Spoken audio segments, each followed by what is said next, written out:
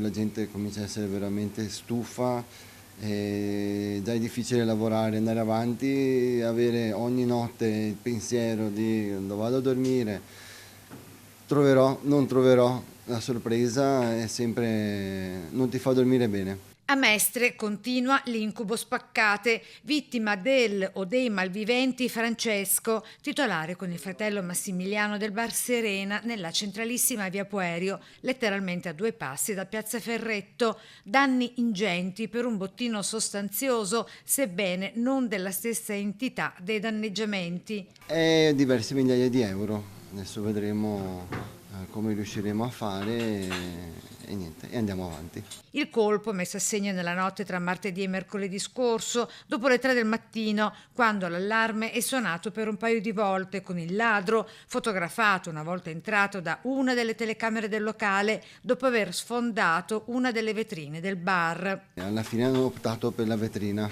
il vetro non ha retto e basta. Cosa hanno portato via?